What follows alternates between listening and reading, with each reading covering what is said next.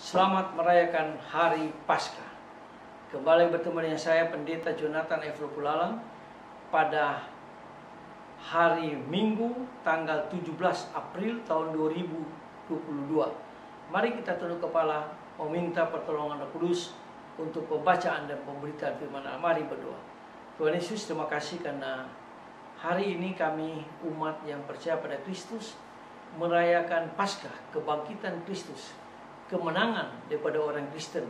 Karena Kristus, dia mati, dia bangkit, dia pulang ke surga. Hamba berdoa supaya Tuhan mengurapi hamba-Mu dan kuasa Roh Kudus-Mu, dan juga Tuhan urapi para pendengar firman Allah ini dengan kuasa Roh yang kudus. Dalam nama Yesus kami berdoa. Amin. Mari kita baca firman Tuhan yang diambil dari Yohanes pasal 20 ayat yang ke-1 sampai di ayat yang ke-10, tapi saya yang membacakan ayat 1 dan ayat yang kedua. Firman Tuhan berkata begini. Kebangkitan Kristus. Pada hari pertama minggu itu, pagi-pagi benar, ketika hari masih gelap, pergilah Maria Magdalena ke kubur itu dan melihat bahwa batu telah diambil dari kubur. Ia berlari mendapatkan Simon Petrus dan murid yang lain yang dikasihi Yesus, dan berkata kepada mereka, Tuhan telah diambil dari kuburannya, dan kami tidak tahu di mana ia diletakkannya. Demikianlah firman Allah yang berbahagia kita membaca, mendengar, dan melakukan firman Allah. Tema kita hari ini adalah misteri kebangkitan Tuhan Yesus.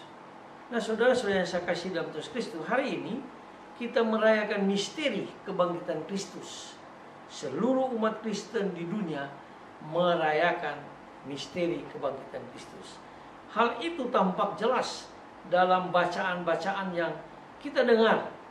Yang dalam bacaan yang baru saja kita baca, Petrus mewartakan Kristus yang bangkit di rumah Kornelius. Itu dijelaskan di dalam Kisah Rasul pasal 10 ayat kan 34 sampai dengan 39. Peristiwa itu sekaligus mengundang kita untuk mengalihkan fokus pada perkara-perkara yang di atas, sebagaimana yang ditulis oleh Rasul Paulus dalam suratnya kepada jemaat di Kolose. Kolose pasal 3 ayat 1 sampai 4. Peristiwa kebangkitan itu yang sangat jelas kita dengar dari kesaksian para pengikut Kristus, sebagaimana diceritakan di dalam kebenaran firman Allah itu. Nah, saudara-saudara yang saya kasih dalam Tuhan Kristus, lantas apa makna kebangkitan Kristus bagi kita orang-orang yang beriman, yang percaya kepada kebangkitan Tuhan Yesus? Perayaan kebangkitan Tuhan mengingatkan kita bahwa kematian bukanlah akhir dari perjalanan hidup manusia yang diciptakan Allah. Tuhan telah mengalahkan maut atau telah mengalahkan neraka dan dosa.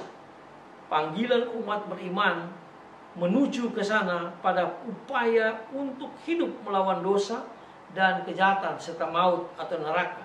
Kebangkitan Tuhan Yesus adalah dasar yang kuat bagi umat Kristen yang beriman dengan sungguh-sungguh untuk bersaksi tentang Tuhan di tengah dunia, bahwa Tuhan Yesus, dia mati, dia bangkit untuk orang berdosa.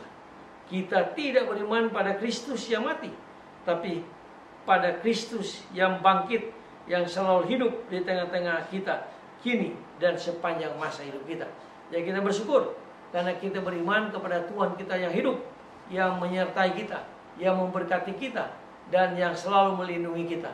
Selamat Paskah. Tuhan Yesus memberkati kita semua. Mari kita berdoa.